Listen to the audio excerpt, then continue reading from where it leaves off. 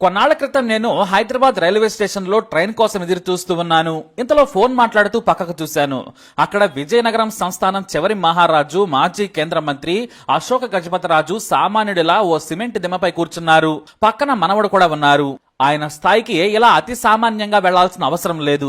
కాసింత మంచి ఉద్యోగం చేస్తేనే ఈ రోజుల్లో దర్పం ప్రదర్శిస్తూ ఉన్నారు. కానీ ఎమ్మెల్యేగా, రాష్ట్ర మంత్రిగా, కేంద్ర మంత్రిగా పనిచేసినా కూడా ఎక్కడా చిన్న అవినీతి మరక కూడా లేకుండా పనిచేశారు. ప్రజల కోసం ఆయన కష్టపడ్డారు. పదవిలో ఉన్నా అలానే ప్రవర్తించారు. పదవి లేకున్నా దర్పం ప్రదర్శించలేదు. సామాన్యుడిలానే బ్రతుకుతున్నారు. రాజకీయాల నుంచి విశ్రమించిన అశోక్ గజపతిరాజు సింప్లిసిటీకి మారిపోయారు. తన వ్యక్తిగత జీవితాన్ని హాయిగా ఎలాంటి హడావిడి లేకుండా గడిపేస్తారాయన. గజపతి రాజుల కుటుంబమైన చివరి విజయనగర సంస్థానం మహారాజుగా ఉన్నా కూడా ఇంతటి సింప్లిసిటీ ఎలా వచ్చిందంటే మాత్రం తండ్రి నుంచే. అశోక గజపతిరాజు తండ్రి పివిజి రాజు లక్షల కోట్ల విలువైన ఆస్తులు, వేల కోట్ల డబ్బు, గొప్ప రాజుగా సంస్థానాన్ని వదిలేసిన పూసపాటి విజయరామ గజపతిరాజు అలియాస్ పివిజి రాజు గురించి తెలిస్తే ఇతను కదా గొప్ప మనిషి అనుకుంటాం. రాజుగా ప్రమాణ స్వీకారం చేశారు. సామాన్యుడి కోసం బ్రతికారు. పివిజి రాజు అంటే సామాన్యంగా సామాన్యుల కోసం బతికిన వ్యక్తి. బహుశా ప్రపంచంలో ఇంత గొప్పగా మొత్తం ఆస్తులనే వదిలేసిన రాజు లేనే లేరు. బ్రిటన్ రాణి కంటే ఎక్కువ ఆస్తులు ఉన్నా కూడా ప్రజల కోసం కోటలనే కాదు, ధన భాండాగారాన్ని కూడా పేదలకు ఇచ్చారు ఆయన. పివిజి రాజు చరిత్ర తెలిసి ఉంటే నేటి బ్రిటన్ రాజ కుటుంబం సిగ్గుతో తలదించుకోవాల్సిందే. పివిజి రాజు తండ్రి అనారోగ్యంతో చిన్న వయసులోనే చనిపోయారు. అప్పటికి పివిజి రాజు వయసు కేవలం 21 ఏళ్లు. 9వ తరం రాజుగా పూసపాటి వంశానికి, విజయనగర సామ్రాజ్యానికి రాజుగా పట్టాభిషిక్తుడయ్యారాయన. ఆ పట్టాభిషేకానికి దేశ నలుమూలల నుంచి ఎంతో మంది రాజులు, బ్రిటిష్ అధినేతలు హాజరయ్యారు. అంగరంగ వైభవంగా వేడుక జరిగింది. ఆగస్టు 24, 1945 జరిగిన పట్టాభిషేకంలో విజయనగర సామ్రాజ్య వైభవం ప్రపంచానికి తెలిసేలా జరిగింది. ఈ వేడుక గురించి తెలిసిన బ్రిటన్ రాణి ఎలాగైనా సరే రాజుగారిని కలవాలనుకున్నారు. అంతలా ఈ వేడుక బ్రిటన్ లో కూడా చర్చ జరిగేలా సాగింది. ఆ తర్వాత నిజంగానే బ్రిటన్ రాణి విజయనగర సామ్రాజ్యానికి వచ్చారు. ఆమెకు రాజు కుటుంబ సభ్యులందరూ కూడా ఘనంగా స్వాగతం పలికారు. వారి ఆతిథ్యానికి ముగ్ధులైపోయారామె. ఆ విషయం పక్కన పెడితే పివిజి రాజు పేరుకే రాజు, కానీ ఆయనలో పెద్ద సోషలిస్ట్ ఉన్నారు. కమ్యూనిజం చదవకుండానే, మార్క్సిజం పట్టించుకోకుండానే లెనిన్ బాబాలు, హెంగెల్స్ రచనలు పట్టించుకోకముందే ఆయన ఓ గొప్ప సోషలిస్ట్. మనుషులంతా సమానంగా బ్రతకాలనే భావన ఆయనది. కానీ గొప్ప రాజు కుటుంబంలో పుట్టారు, రాజయ్యారు. కానీ దానిని సామాన్యుల కోసం ఉపయోగించుకోవాలని మొదటి నుంచి ఉండేది. అయితే చదువు అంటే పివిజి రాజుకు మహా ఆసక్తి. ఆ రోజుల్లోనే అమెరికాకు వెళ్లారు రాజు. అక్కడే చదువుకున్నారు. ఆ సమయంలోనే ముంబైకి చెందిన కుసుమ్ అనే సామాన్యురాలిని అమెరికాలో ప్రేమించి మరీ పెళ్లి చేసుకున్నారు. పెళ్లి కూడా అమెరికాలోనే జరిగింది. కావలసినంత డబ్బున్నా కూడా సామాన్యుడిలా బ్రతికారు. అయితే ఇక్కడ విచిత్రం ఏమిటంటే డబ్బుల కోసం ఎదురు చూసేవారు కాదు, అదే ఇంటి దగ్గర నుంచి ఖర్చుల కోసం పంపే వాటి గురించి అస్సలు ఆలోచించేవారు కాదు. క్యాంటీన్ లో వెయిటర్ గా పనిచేశారు. ఆయన తలుచుకుంటే ఆయన నిలుచున్న కొలంబియా యూనివర్సిటీ మొత్తాన్ని కొనగలరు. కానీ సాధారణంగా బ్రతకటం ఆయనకి ఇష్టం. ఇక అక్కడే రాజుకు ప్రముఖ సైంటిస్ట్ ఐన్స్టీన్ తో కూడా స్నేహం ఏర్పడింది. ఆ ఫ్రెండ్షిప్ వల్ల ఫిజిక్స్ పై ఆసక్తి పెంచుకున్నారు పివిజి రాజు. దాని వల్లనే ఆంధ్ర యూనివర్సిటీలో న్యూక్లియర్ ఫిజిక్స్ డిపార్ట్మెంట్ ను ఏర్పాటు చేసేందుకు పివిజి రాజు కృషి చేశారు. ఇక చదువులో పివిజి రాజు సత్యమణి కుసుమ్ కూడా పిహెచ్డి చేశారు.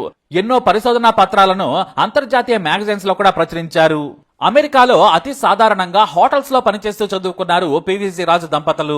ప్రపంచాన్ని తెలుసుకునేందుకు, సామాన్యుల పరిస్థితులను చూసేందుకు, మనుషుల ప్రవర్తనను చదివేందుకు పివిజి రాజు కష్టపడ్డారు. అయితే చదువు పూర్తయిన తర్వాత అమెరికాలో గడిపిన పివిజి రాజు 1950లో భారత్ వచ్చారు. అప్పటికే దేశానికి స్వాతంత్రం వచ్చింది. సంస్థానాలను విలీనం చేసుకున్నారు. కానీ ప్రతి రాజు తమకు ఆస్తులు కావాలని, పరిహారం కావాలని ప్రభుత్వంపై ఒత్తిడి తెచ్చేవారు.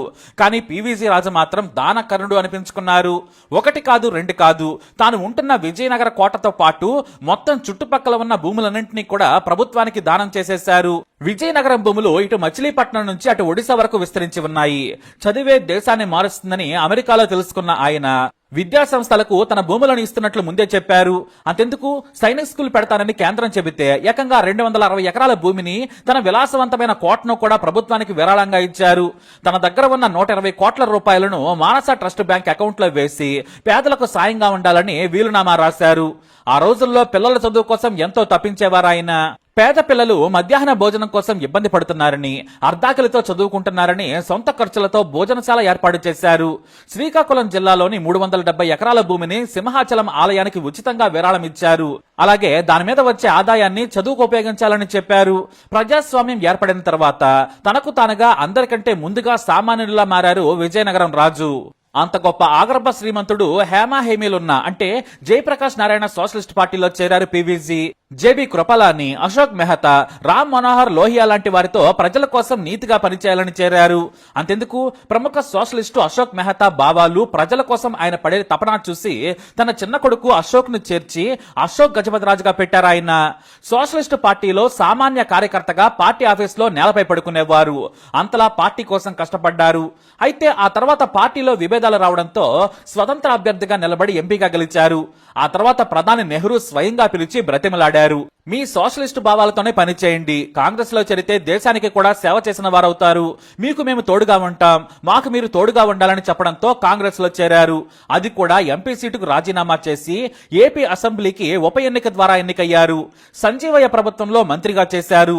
ఆ తర్వాత నీలం సంజీవరెడ్డి ప్రభుత్వంలో తనకు ఇష్టమైన విద్యాశాఖ మంత్రిగా పనిచేశారు. ఆ తర్వాత ఎంపీగా కూడా పనిచేశారు. 1971 నుంచి 1984 మధ్య ఎంపీగా ఉన్న ఆయన తన ఫియట్ కారును తానే నడుపుకుంటూ సభకొచ్చేవారు. నాడు ప్రధాని కంటే కూడా లగ్జరీ కారులో రాగల స్తోమత ఆయనదే. కానీ డ్రైవర్ కూడా వద్దనుకుని తన కారుని తానే నడుపుకుంటూ వచ్చేవారు. ఇక టంచనగా సభకొచ్చేవారు.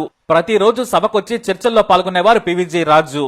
ఇలా ఆయన తన రాజకీయ ప్రస్థానం కొనసాగిస్తూ ఉండగానే బాక్రా నంగల్ ప్రాజెక్టు సందర్శనకు వెళ్లినప్పుడు ప్రమాదానికి గురైంది ఆయన కారు. 3 నెలల పాటు కోమాలో ఉండి మళ్లీ కోలుకున్నారు. అయినా తన రాజకీయ ప్రస్థానాన్ని కొనసాగించారు. ఎందుకంటే ప్రజల్లో ఉండడం ఆయనకు ఇష్టం.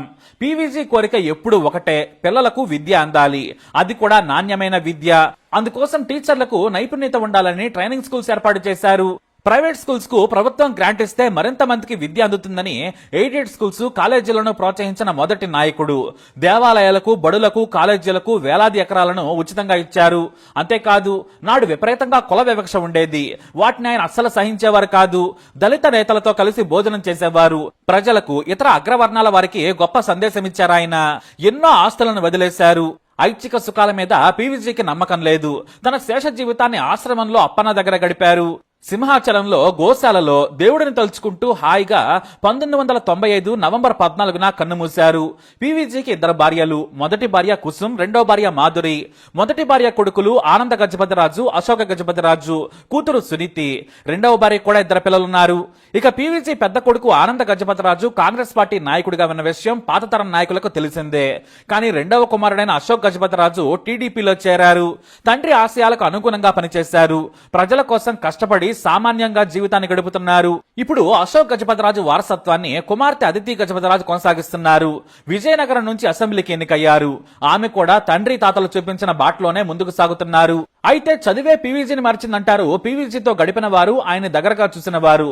చదువు కోసం మద్రాసు వెళ్లినప్పుడు, బెంగళూరులో చదువుకున్నప్పుడు బయట ప్రపంచం వేరు, తాను పెరుగుతున్న జీవితం వేరనుకున్నారు ఆయన.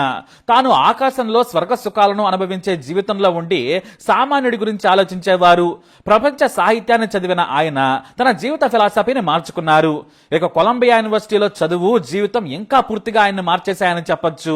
నేటి తరం నాయకులు ఆయన నుంచి కొద్దిగా నేర్చుకున్న పేదల బతుకులే కాదు, దేశం కూడా బాగుపడుతుంది. కానీ అది సాధ్యమా అంటే మీరే చెప్పాలి. కానీ ఇలాంటి వారు మాత్రం కోటికొక్కరు మాత్రమే ఉంటారని చెప్పొచ్చు. అది కూడా అప్పట్లో. మరి ఇప్పుడు ఉన్నారా? మీ అభిప్రాయాన్ని కమెంట్ ద్వారా తెలియజేయండి.